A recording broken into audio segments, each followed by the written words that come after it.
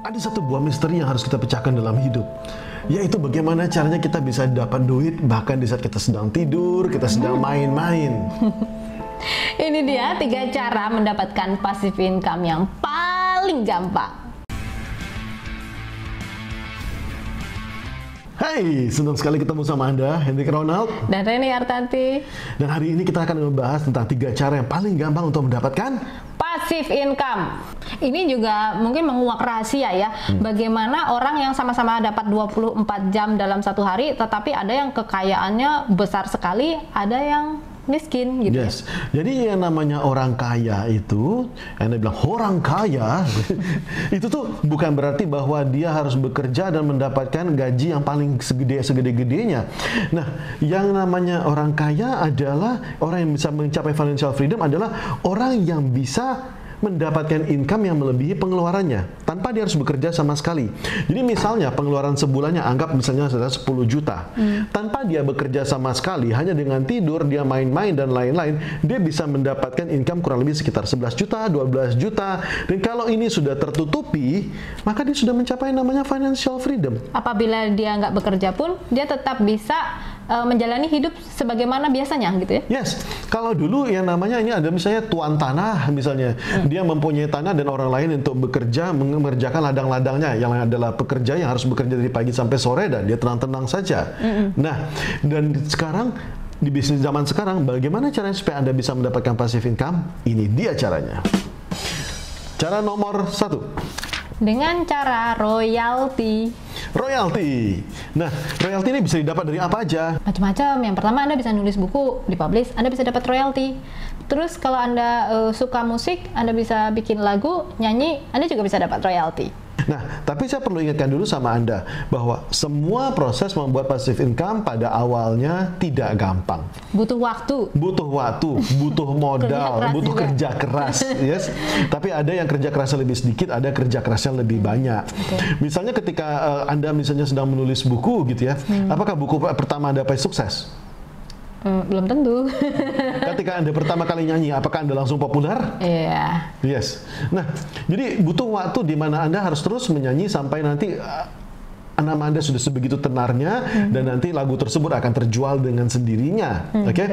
Begitu juga dengan buku-buku Anda. Begitu juga dengan video. Konten-konten Anda. Yes. Misalnya ketika saya pertama kali membuat channel YouTube sekitar setahun yang lalu gitu ya. Ketika saya lihat, wow, ini baru dapat sekitar beberapa ratus ribu doang. Viewersnya masih sedikit, subscriber juga masih sedikit gitu. Padahal dalam setahun tersebut mungkin sudah keluar uang lebih dari 100 juta untuk mengusahakannya gitu ya. Tapi tidak apa-apa, Anda jangan berhenti, terus maju, karena suatu hari nanti itu akan bisa menjadi passive income Anda. Dan kalau misalnya nanti sudah jadi, maka uang puluhan juta, ratusan juta per bulan itu akan bisa masuk dengan sendirinya. Enak banget.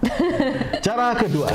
Dengan membangun bisnis yang autopilot. Bisnis yang autopilot, artinya bisnisnya bisa jalan sendiri tanpa Anda. Yes, gimana caranya membangun bisnis autopilot? Nah, sekarang saya tidak akan menerangkan tentang bagaimana cara mengubah bisnis Anda yang sudah ada menjadi autopilot. Saya akan menerangkan tentang bagaimana cara dari awal untuk membuat bisnis yang autopilot. Oke? Jadi, misalnya Anda adalah seorang karyawan, atau misalnya Anda sudah punya bisnis, lalu Anda pengen membuat satu buah bisnis yang baru. Misalnya kita berjualan apa? Apa ya, pisang goreng mungkin? Pisang goreng, oke, simple ya, yang murah-murah saja, oke. Nah, ketika Anda mempunyai ide menjual pisang goreng, Anda mungkin sudah teliti bahwa kayaknya pisang goreng bisa nih. Mungkin saya bikin pisang goreng kismis, pisang goreng madu, pisang goreng hazelnut, apapun gitu ya. Anda pengen bikin aneka pisang goreng, maka Anda bisa membuat bisnis ini. Nah, caranya gimana? Apa langkah pertama yang harus Anda buat? Oke, ketika Anda sudah punya konsepnya, nomor 1 adalah cari orang. Oke, mencari siapa yang akan bisa mengerjakannya. Misalnya Anda merekrut satu orang, misalnya adalah Rita. Rita yang semangat akan membantu menjalankan bisnis ini. Oke, Anda berpartner sama dia, entah Anda menjadikan dia sebagai partner atau misalnya Anda menjadikan dia sebagai karyawan Anda, gitu ya. Dan nanti ketika Anda bisnis ini sudah mulai berjalan, dia sudah mulai menghasilkan, tugas Anda adalah membuat bagaimana caranya supaya bisnis ini bisa berjalan stabil tanpa kehadiran Anda. Oke, dan bahkan satu lagi yang penting adalah tanpa kehadiran Rita. Bukan berarti kita pengen memecat Rita, tidak. Tapi itu artinya adalah bagaimana bisnis ini nanti bisa dikembangkan. Kalaupun nanti misalnya Rita sudah tidak kerja lagi sama kita, bagaimana cara supaya bisnis ini bisa berjalan sendiri? Maka dari awal tugas Anda adalah memikirkan, saya pengen bisnis ini bisa jalan tanpa saya, gitu ya. Yang penting itu bukan omsetnya naik terus, enggak. Yang penting stabil aja dulu, gitu ya. Betul. Pak, ini cuma bisa menghasilkan 2 juta sebulan, enggak apa-apa. Tapi 2 juta tersebut bukan Anda yang jual. bukan Anda jalan, tapi Anda otomatis bisa berjualan, gitu ya. Misalnya omset 6 juta untuk gaji Rita dan yang lain-lain 4 juta. Anda cuma menghasilkan 2 juta. Nggak ada masalah. Toh ada nggak kerja apa-apa toh. Jadi itu adalah risk free bagi Anda, gitu ya. Dan seperti hanya royalti, yang namanya membangun bisnis autopilot juga butuh waktu. Jadi Anda sabar ya, jangan sampai di awal Anda sudah ngerasa, Rita kerjanya nggak sebagus saya nih masak pisang gorengnya. Terus ujung-ujungnya Anda lagi yang masak. Nanti nggak jadi autopilot. No, nggak boleh. Oke, jadi dari awal Anda sudah menegaskan bahwa ini harus bisa berjalan tanpa saya. Oke, nah lalu bagaimana kalau misalnya Rita sudah tahu cara belanjanya, Rita tahu cara membuat bumbunya, Rita tahu cara memasaknya, Terus Rita bikin sendiri. Gimana dong? Nggak ada masalah, gitu ya. Nah, Anda bisa mengajak Rita untuk menjadi partner misalnya, atau misalnya kalau dia tidak mau jadi partner, izinkanlah dia pergi keluar dan membuat bisnis sendiri. Kalau emang dia punya modalnya, ya silahkan, gitu ya. Nah, tapi kalau misalnya tidak, why not Anda jadikan Rita partner, gitu. Anda bilang, Rita, mau nggak kamu jadi partner saya Untuk mengembangkan bisnis ini, gitu ya. Saya akan memodali, saya akan membantu mencarikan tempat atau yang lain-lain, gitu ya. Nanti 30% dari hasil bisnis ini bisa untuk Rita. Ya, jadi kita yang buat sistemnya, Rita yang jalan di lapangan, gitu ya. Yes, atau bahkan kita meminta Rita sendiri untuk membuat sistemnya, gitu ya. Kalau misalnya kerja Rita lebih banyak, boleh nggak kira-kira Rita yang dapat lebih besar? Misalnya Rita yang 60%, boleh nggak? Boleh, nggak ada masalah. Nggak apa-apa, kan kita pasif ya, kita nggak ngapa-ngapain. Karena kita pasif, kita nggak ada ngapa-ngapain. Dan semakin lama bisnisnya akan semakin banyak, dan semakin banyak, semakin berkembang, Anda bisa menjadi owner. Itu adalah cara yang kedua dengan cara bisnis autopilot. Cara yang ketiga yaitu investasi. Nah, tapi sebelum kita ngomong tentang investasi, kita mau bahas dulu kan cita-cita pengen dapat 1 miliar. Oh iya, oke, 1 miliar. 1 miliar ini adalah satu buah angka yang menarik. Banyak apa sedikit itu? Ya, menurut saya ini tergantung sama orangnya ya, gitu. Relatif banget ya. Yes. Karena gini, harga rumah rata-rata pasti di atas 1 M. Ya, apalagi di kota-kota gede. Yes, bisa 2 M, bisa 3 M, bisa beberapa M gitu ya. Bener. Nah, kalau misalnya kita mikir ya, untuk mencapai 1 M itu seperti apa sih? Kalau misalnya gitu, sebulan kita bisa nabung 2,5 juta gitu ya. Maka bisa nggak? Bisa sampai 1 M. Itu berapa lama ya? 33 tahun kemudian. Oh my God, lama sekali. Ada yang bisa lebih cepat nggak? 400 bulan kemudian baru sampai. Saya nggak sabar. Kalau misalnya kita bisa nabung 10 juta aja sebulan gitu, itu nabung ya, bukan pendapatan harus lebih gitu ya. Itu kita harus nabung itu tuh sekitar 8 tahun baru bisa sampai. Masih lama ya sampai ke situ, harga rumah udah naik lagi. Tapi masih bisa. Masih masuk akal gitu ya. Nah, kalau misalnya Anda pengen lebih cepat lagi, bisa nggak? Ya pasti bisa gitu ya. Nah, sekarang saya akan izin untuk ngomong tentang yang ketiga, oke? Ya. Dan investasi ini kan menariknya semua orang kaya itu semuanya berinvestasi ya? Ya, semuanya pasti berinvestasi. Investasi itu ada macam-macam. Anda bisa misalnya investasi di kripto yang lagi rame. Anda bisa investasi di saham misalnya. Anda bisa juga investasi di forex gitu. Anda bisa investasi di emas, di perak, bisa macam-macam. Tapi intinya adalah seperti ini. Apapun tadi yang Anda mau kerjakan, kalau misalnya Anda mau investasi, Anda harus punya mindset yang benar dulu bahwa yang namanya capital Anda itu tuh bisa bertambah, juga bisa berkurang ya? Yes. Jadi investasi itu juga punya pola yang sama dengan bisnis ya? Yes. Tidak ada yang pasti gitu. Yes. Itu makanya penting untuk kita belajar dulu. Belajar dulu. Kalau misalnya kita mau masuk ke dunia forex, ya belajar dulu sungguh-sungguh tentang forex. Kalau misalnya kita mau masuk ke saham, ya sungguh-sungguh belajar tentang saham. Jadi ahli terlebih dahulu. Jadi dengan belajar itu, dengan kata lain, mengurangi risiko yang mungkin sangat mengurangi risiko. Dan belajar bukan cuma sekedar belajar, tapi belajar sungguh-sungguh dari yang terbaik. Siapa yang benar-benar terbaik yang memang sudah ada di industri tersebut. Jadi kalau misalnya kita belajar dari orang yang sembarang gitu, yang belum terbukti sukses. Yes, kebanyakan dari gini loh, kebanyakan orang trading gitu ya. Trading 1 bulan 2 bulan sukses tuh bisa gitu. Tapi 6 bulan, setahun bisa terus sukses. Nah, itu enggak gampang, sama sekali enggak gampang. Itu makanya kita harus belajar sungguh-sungguh dari yang terbaik. Dan ketika saya ngomong seperti ini, saya izin untuk ngasih tahu satu cara lagi, boleh nggak sih sekalian? Boleh dong ya. Oke, jadi gini, saya pribadi gitu ya, ketika saya pengen belajar tentang forex gitu, saya terus terang pemalas. Dari dulu saya mau orang pemalas untuk bikin bisnis autopilot gitu ya. Yang nggak kerjain sendiri gitu. Nggak kerjain sendiri gitu. Salah satu yang saya senang tuh adalah copy trade. Karena copy trade tersebut kita bisa cari siapa yang benar-benar portfolionya bagus, kita tinggal ngopi.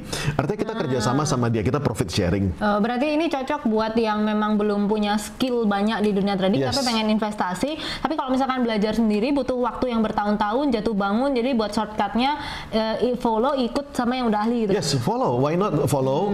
Misalnya ada punya teman yang benar-benar jago trading gitu ya, ajak profit sharing gitu ya. Tapi seperti saya bilang, ada satu cara lagi yang bisa mempercepat. Bahkan Robert Kiyosaki pun bilang bahwa ini adalah salah satu cara yang terbaik. Caranya yaitu MLM. Oke, saya enggak peduli ini MLM-nya apa gitu ya. Misalnya MLM-nya bisa produk kesehatan atau produk apa, Anda cari MLM yang bagus gitu. Saya minta Anda untuk open mind dulu, oke, dengerin dulu, oke. Ini di MLM itu ketika Anda masuk, Anda akan dilatih mental Anda. Jadi di situ mental tuh dilatih untuk menjadi pemenang. Kita tuh yang biasanya pemalu gitu, tidak berani nawarin, tidak berani ngomong. Belajar gitu. Tangguh. Belajar untuk tangguh, belajar untuk ditolak, belajar bahwa loh kalau kita nawarin seperti ini kok tidak bisa gitu.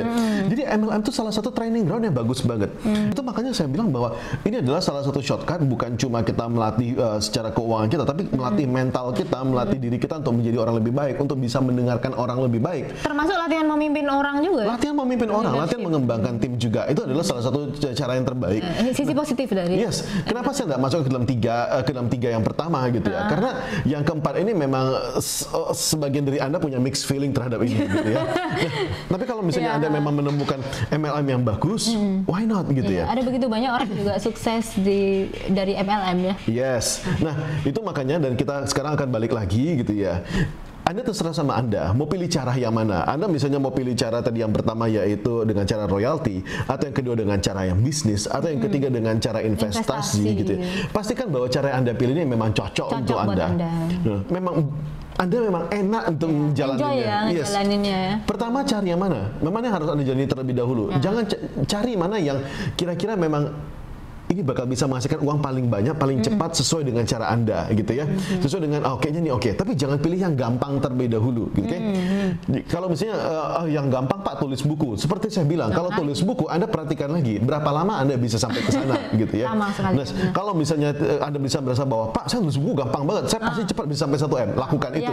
Kalau misalnya Anda merasa bahwa dengan cara investasi bisa lebih cepat. Betul. Ya, silakan Anda investasi. Anda bisa pilih ya portofolio mana yang cocok buat Anda. Dan kalau misalkan Anda juga lebih passionate di bidang bisnis, pengen autopilot, menggurita bisnisnya di mana-mana, itu juga boleh, cara yang bagus. Yes. Dan kalau misalnya Anda memang pemalas seperti saya. Waduh.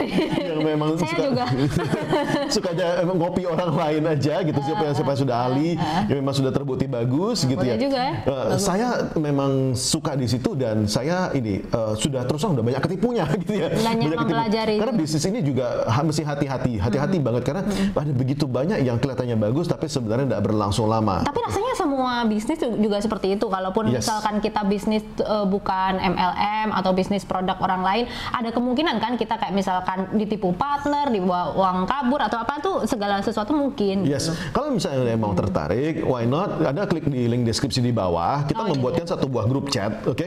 Di sini Anda bertanya gitu, Pak Ronald sekarang lagi investasi apa gitu? Karena kan saya nggak tahu Anda nonton video ini kapan gitu ya. Atau sharing juga ya, Anda mungkin juga punya investasi yang bisa kita diskusikan gitu. Yes, jadi investasi yang sekarang lagi bagus belum tentu 3 tahun kemudian memang masih bagus gitu ya. Nah, kita chat di bawah, di link deskripsi di bawah. Kalau memang linknya sudah mati, kasih tahu sama saya, kita perbaharui lagi. Kita saling memberikan ini. Pak, ini ada peluang bagus. Kita diskusi sama-sama gitu. Saya punya peluang bagus, saya juga share sama Anda. Pak, ini ada copy trade yang bagus. Saya juga punya copy trade yang bagus. Why not gitu ya? Kita bakal diskusi sama-sama. Mari kita chat di bawah. Kali ini kita kenalan lebih dekat, oke? Yes. Oke, saya Hendrik Ronald. Dan saya Reni Artanti. Salam dahsyat buat Anda. Ya.